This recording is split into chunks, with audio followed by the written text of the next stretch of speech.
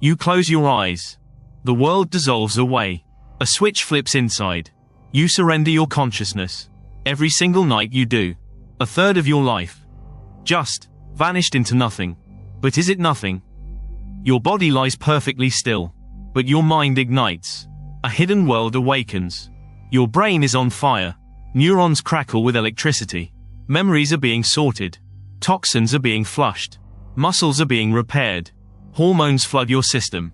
It's a secret construction site. A biological ballet unfolds. All while you are gone. Or somewhere else entirely. In the landscapes of dream. Falling but never landing. Running but never moving.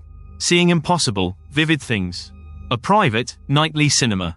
Logic has no power here. Why does this all happen? What is this strange ritual? This bizarre, nightly madness? What if you tried to stop? What if you never slept? Could you even survive it? The question is the key. Let's unlock the night. For centuries, we called it little death. A passive, empty state of simply nothing. We assumed the brain just powered down. But we couldn't have been more wrong. Because this is not a shutdown at all. This is your most crucial maintenance cycle. It's a high-stakes, nightly cellular cleanup. Your brain is literally washing itself clean. It's consolidating every memory from your day. Deciding what to keep and what to forget. It's rehearsing the skills you try to learn. Strengthening connections, and pruning the weak ones. Your body is rebuilding from the daily wear. Your immune system recharges for the battle. Even your heart gets a much-needed break. This is not empty time you are losing. This is the very price of a functioning mind. The non-negotiable cost of being able to learn. The secret engine driving your entire waking life. And then there are the dreams themselves. Those bizarre, emotional, and nonsensical stories. Are they just random, meaningless neural static? Or a kind of nightly emotional therapy session? A safe way to process your fear and desire? A primal training ground for future threats? We are only just now beginning to find out. Decoding the secrets of this lost third of life. The incredible mysteries buried in your own mind. What really happens when you finally go under? Why is this nightly journey so absolutely essential? Why must we have to completely lose ourselves? Just to find ourselves again every single morning? The real answer is far stranger than you think. It's happening inside of you, right now. So, let's pull back the curtain on it. First, your body temperature begins to drop ever so slightly, a gentle signal. Your racing thoughts start to unspool, losing their sharp and anxious edges. This is stage 1, the fragile shoreline between the waking world and sleep. You are still easily woken now, convinced that you were never asleep. Then, you slip deeper, your heartbeat slowing to a calm and steady rhythm.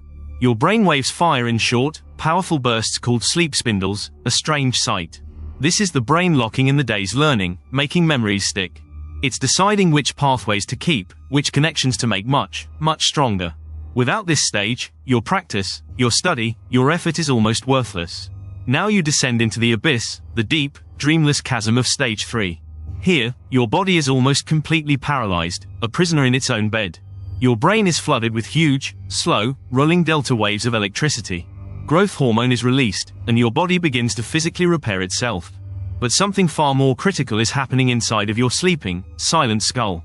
A wash of cerebrospinal fluid pulses rhythmically through the quiet, resting brain.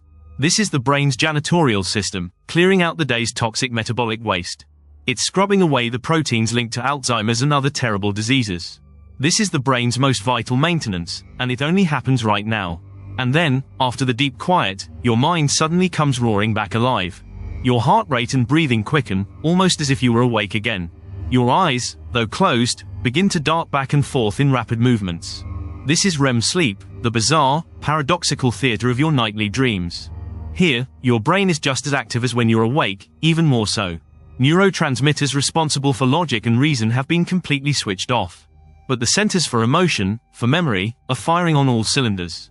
It's a state of chemically induced psychosis, a safe and nightly madness. The brain is weaving bizarre narratives, connecting things that should not be connected. This is emotional first aid, taking the sting out of difficult memories. It's teaching you to cope with the fears you have, and those yet to come. You cycle through these stages 4 or 5 times over the entire night. Less deep sleep early on, more and more REM before the final morning. An ancient, elegant, and absolutely perfect biological symphony playing out inside you. A system honed over millions of years to rebuild and prepare your mind. Every single part of this process is critical, essential, and completely non-negotiable. It is a finely tuned machine of immense complexity, a delicate, perfect dance.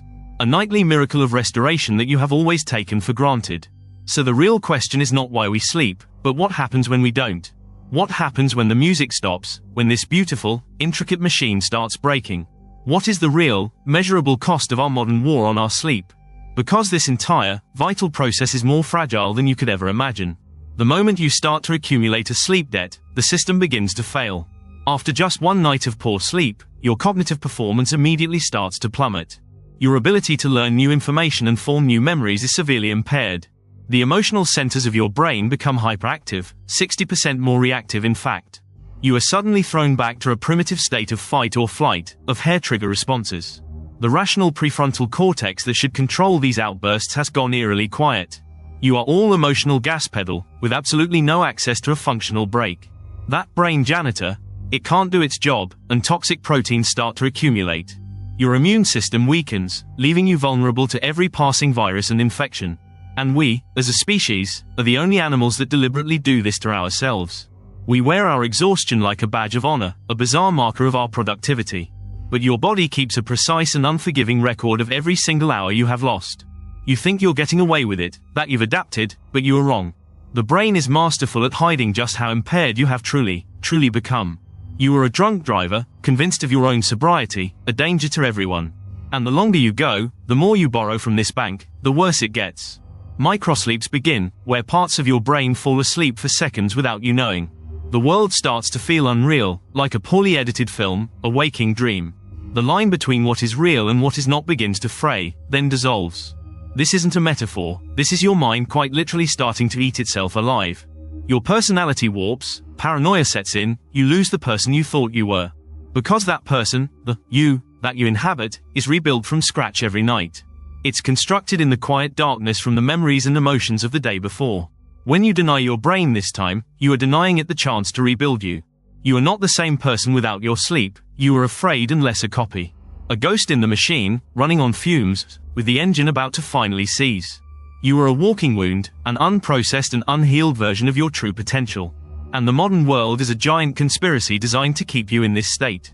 It sells you endless light, endless productivity, endless distraction from your own biology. It profits from your fatigue, your poor choices, your desperate need for a quick fix. It has convinced you that this vital, sacred act of self-preservation is a weakness. But sleep is not the enemy of your ambition, it is the very foundation of it. It's not time lost from your life, it is what makes the rest of it worth living. So now, tonight, when you turn out the lights and close your tired eyes, don't think of it as shutting down, but as the most important work beginning. You are not fading to black, you are beginning the journey back to yourself. For more on the mysteries of your mind, subscribe for what comes next.